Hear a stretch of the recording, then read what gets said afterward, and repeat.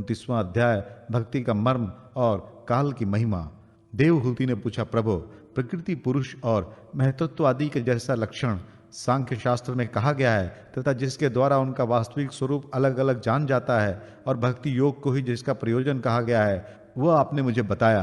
अब कृपा करके भक्ति योग का मार्ग मुझे विस्तार पूर्वक बताइए। इसके सिवा जीवों की जन्म मरण रूप अनेक प्रकार की गतियों का भी वर्णन कीजिए, जिनके सुनने से जीव को सब प्रकार के वस्तुओं से वैराग्य होता है, जिसके भय से लोग शुभ कर्मों में प्रवृत्त होते हैं, और जो ब्रह्मादि का भी शासन करने वाला है। उस सर्वसमर्थ काल का स्वरूप भी आप मुझसे कहिए। ज्ञान दृष्टि के लुप्त हो जाने के कारण देहादि मिथ्या वस्तुओं में जिन्हें आत्माभिमान हो गया है तथा बुद्धि के कर्मासक्त रहने के कारण अत्यंत श्रमित होकर जो चिरकाल से अपार अंधकार में संसार में सोए पड़े हैं, उन्हें जगाने के लिए आप योग प्रकाशक सूर्य ही प्रकट हुए हैं। श्री मैत्री जी कहते हैं, कुरुश्रेष्ठ विदुर जी, माता का ये मनोहर वचन सुनकर महामुनि कपिल जी ने उनकी प्रशंसा की और जीवों के प्रति दया से द्रवीभूत हो बड़ी प्रसन्नता के साथ उनसे इस प्रकार बोले। श्री भगवान ने कहा, माता जी, साधकों के भाव के अनुसार भक्ति योग का अनेक प्रकार से प्रकाश होता है, क्योंकि स्वभाव और गुणों के भेद से मनुष्यों के भाव में भी विभिन्नता आ जाती है। जो भेददर्शी क्रोधी पुरुष हृदय में हिंसा, दंभ अथवा मात्सर्य का भाव रखकर मुझसे प्रेम करता है, वह मेरा तामस भक्त है। जो पुरुष विषय, यश और ऐश्वर्य की कामना से प्रतिमादि में मेरा भेदभाव से पूजन करता है, वह राजस भक्त है। जो व्यक्ति पापों का क्षय करने के लिए परमात्मा को अर्पण करने के लिए और पूजन करना कर्तव्य है, इस बुद्धि से मेरा भेदभाव से पूजन करता है, वह सात्विक भक्त है।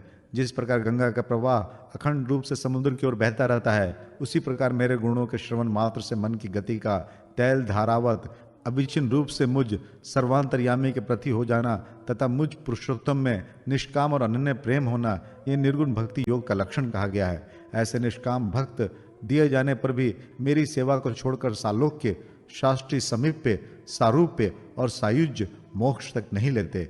भगवत सेवा के लिए मुक्ति का तिरस्कार करने वाला यह भक्ति योग ही परम पुरुषार्थ अथवा साध्य कहा गया है। इसके द्वारा पुरुष तीनों गुणों को लांघ कर मेरे भाव को, मेरे प्रेम रूप अप्रकृत स्वरूप को प्राप्त हो जाता है। निष्काम भाव से श्रद्धा पूर्वक अपने नित्य नैमित्तिक कर्तव्यों का पालन कर नित्य प्रति हिंसा रहित उत्तम क्रिया योग का अनुष्ठान करने, मेरी प्रतिमा का दर्शन, स्पर्श, पूजा, स्तुति और वंदना करने, प्राणियों में मेरी भावना करने, धैर्य और वैराग्य के अवलंबन, महापुरुषों का मान, दीनों पर दया और समान स्थिति वालों के प्रति मित्रता का व्यवहार करने, यम नियमों का पालन, अध्यात्म शास्त्रों का श्रवण और मेरे नामों का उच्च स्वर से कीर्तन करने से तथा मन की सरलता, सत्पुरुषों के संग और अहंकार के त्याग से मेरे धर्मों का, भागवत धर्मों का अनुष्ठान करने वाले भक्त पुरुष का चित्त अत्यंत शुद्ध होकर मेरे गुणों के श्रवण मात्र से अनायास ही मुझसे लग जाता है। जिस प्रकार वायु के द्वारा उड़कर जाने वाला गंध अपने आश्रय पुष्प से घ्राणेन्द्रिय तक पहुंच जाता है, उसी प्रकार भक्ति योग में तत्पर और राग द्वेषादि विकारों से शून्य चित्त परमात्मा को प्राप्त कर लेता है। मैं आत्मा रूप से सदा सभी जीवों में स्थित हूँ, इसलिए जो लोग मुझ सर्वभूत स्थित परमात्मा का अनादर करके केवल प्रतिमा में ही मेरा पूजन करते हैं, उनकी वह पूजा स्वांग मात्र है। मैं सबका आत्मा परमेश्वर सभी भूतों में स्थित हूँ। ऐसी दशा में जो मोहवश मेरी उपेक्षा करके केवल प्रतिमा के पूजन में ही लगा रहता है, वो तो मानो भस्म में ही हवन करता है। जो भेददर्शी और अभिमानी पुरुष जो दूसरे जीवों के साथ वैर बांधता है और इस प्रकार उनके शरीर में विद्यमान मुझ आत्मा से ही द्वेष करता है, उसके मन को कभी शांति नहीं मिल सकती।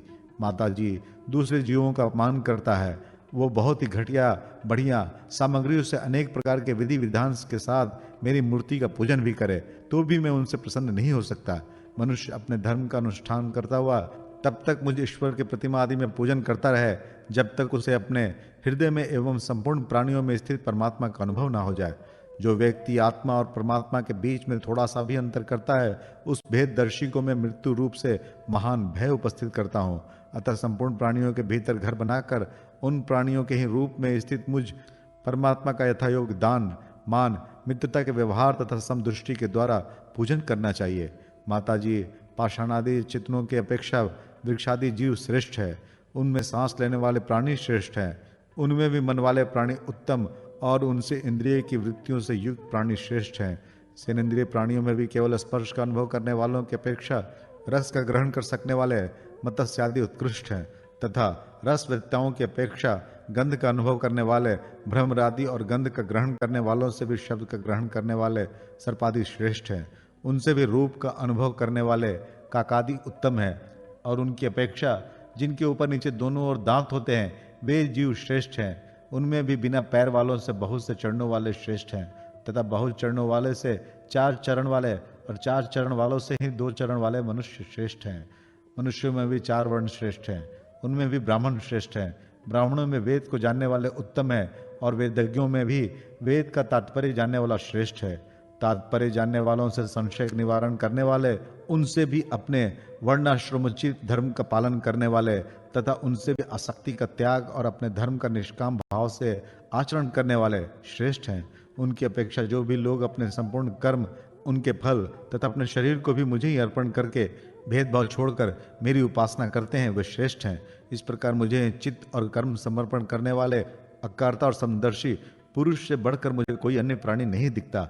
अतः यह मान करके जीव रूप अपने अंश साक्षात भगवान ही सब में अनुगत है, इन समस्त प्राणियों को बड़े आदर के साथ मन से प्रणाम करें। माता जी, इस प्रकार मैंने तुम्हारे लिए भक्ति योग और अष्टांग योग का वर्णन किया।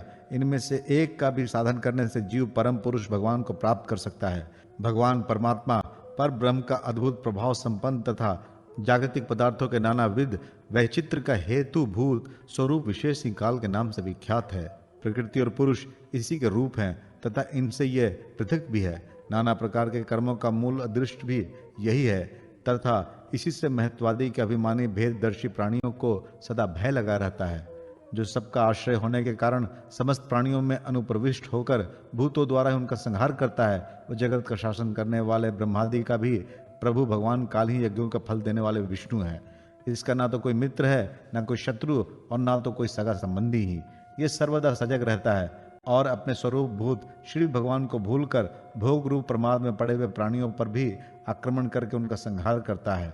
इसी के भय से वायु चलता है, इसी के भय से सूर्य तपता है, इसी के भय से इंद्र वर्षा करते हैं और इसी के भय से तारे चमकते हैं। इससे भयभीत होकर औषधियों के सहित लताएं और सारी वनस्पतियां समय समय पर फल फूल धारण करती हैं।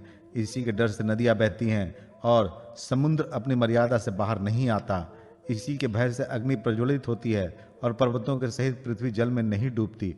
इसी के शासन से ये आकाश जीवित प्राणियों को श्वास प्रश्वास के लिए अवकाश देता है और महत्त्व अहंकार रूप शरीर का 7 आवरणों से युक्त ब्रह्मांड के रूप में विस्तार करता है। इस काल के ही भय से सत्वादि गुणों के नियामक विष्णु आदि देवगण, जिनके अधीन ये सारा चराचर जगत है, अपने जगत रचना आदि कार्यों में युक्त क्रम से तत्पर रहते हैं। यह अविनाशी काल स्वयं अनादि किंतु दूसरों का आदिकर्ता उत्पादक है तथा स्वयं अनंत होकर भी दूसरों का अंत करने वाला है।